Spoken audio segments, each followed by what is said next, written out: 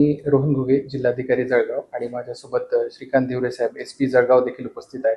आम्ही संयुक्त बैठक घेतली. त्याच्यामध्ये जिल्हा प्रशासन, पोलीस प्रशासन आणि त्यासोबतच आपल्या जिल्ह्यामध्ये पेट्रोलचं सप्लाय करणारे जे काही सप्लायर्स आहेत आणि त्यांचे रिटेलर्स आहेत, यांची सगळ्यांची एकत्रित बैठक घेण्यात आली. त्याच्यामध्ये IOCL, BPCL, HPCL, नयारा आणि रिलायन्स या सगळ्यांची बैठक घेण्यात आली. त्यामध्ये सद्यस्थितीमध्ये त्यांच्याकडे असलेल्या स्टॉक पोझिशनची देखील माहिती घेण्यात आली आणि त्यांच्याकडे येणाऱ्या ट्रान्झिट मधल्या स्टॉकची देखील माहिती घेण्यात आली. त्यासोबतच मागच्या वर्षीची काय परिस्थिती होती, ह्याच महिन्यांमध्ये आता पेरणीचा सीझन आहे आणि त्याच्यासाठी जमीन तयार करण्याची पूर्ण कार्यवाही चालू आहे आणि त्याच्यासाठी मागच्या वर्षी देखील सिमिलर प्रकारची डिमांड होती. परंतु जर आपण बघितलं तर पेट्रोल आणि डिझेलच्या कंपॅरिझन मध्ये पेट्रोलचा स्टॉक हा सगळ्या IOCL, BPCL, HPCLच्या सगळ्या सेल्स मध्ये आणि रिटेल्स मध्ये सगळीकडे व्यवस्थितपणे उपलब्ध आहे. जर आपण बघितली तर आजची जी पेट्रोलची डिमांड होती ती 921 स्केलची होती आणि त्याच्या अगेन्स्ट 1338 स्केल म्हणजे किलो लिटरचा सप्लाय सध्या आपल्याकडे उपलब्ध आहे आणि ट्रान्झिटमध्ये म्हणजे येणारा सप्लाय जो आहे तो 747 किलो लिटरचा आहे. म्हणजे पेट्रोलच्या सप्लायमध्ये कुठेही कमतरता नाहीये. आपल्याला कमतरता जाणवते ती डिझेलच्या सप्लायमध्ये आणि ती देखील जर मागच्या वर्षीच्या कंपॅरिझन मध्ये मागच्या वर्षी या तारखांमध्ये आपण जवळपास 1300 किलो लिटरचा सेल केलेला होता आणि या वर्षी तो जवळपास 1620 म्हणजे 320 किलो लिटरचा एक्स्ट्रा सेल होऊन देखील आपल्याकडे स्टॉक पोझिशन बघितली तर 1490 किलो लिटरची स्टॉक पोझिशन सध्या आपल्याकडे उपलब्ध आहे आणि येणारा जो ट्रान्झिट मधला जो स्टॉक आहे तो 1614 किलो लिटरचा स्टॉक आहे.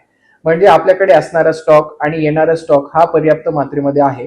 परंतु अफवांवरती विश्वास ठेवून काही लोक पॅनिक बाईंग करताना दिसून येत आहेत आणि या पेट्रोल आणि डिझेलचा स्टॉक करून ठेवत असताना दिसून येत आहेत. त्यामुळे काही पेट्रोल पंपावरती डिझेल संपल्याच्या घटना आमच्या निदर्शनास आलेल्या आहेत आणि त्या ठिकाणी मग रांगा लागणे आणि त्यानंतर जिथे पेट्रोल डिझेल उपलब्ध आहे अशा पेट्रोल पंपावरती सगळा पूर्ण लोड डायव्हर्ट होतोय आणि तिकडे मग रांगा लागण्याचे चित्र आपल्याला दिसून येत आहे. तर माझं नागरिकांना आव्हान असेल की आपण पॅनिक बाईंग करू नये. आपण जरी मशागतीची पण डिमांड जर कन्सिडर केली तरी पर्याप्त मात्रेमध्ये आपल्याकडे साठा उपलब्ध आहे. काही काही रिटेलर्स कडून आपल्याला जेव्हा माहिती घेतल्याच्या नंतर कळालं की जे साठा तो 4-4 दिवस सेल करत होते तो साठा ते आता 4 तासांमध्ये सेल करत आहेत. अशा प्रकारची इतकी मोठी पॅनिक बाईंग सध्या लोकांमध्ये सुरू आहे. त्याच्यामुळे कुठेतरी डिझेलचा आपल्याला तुटवडा काही काही पेट्रोल पंपांवरती झालेला दिसून येतो. परंतु सप्लाय मध्ये कुठेही कमतरता नाहीये.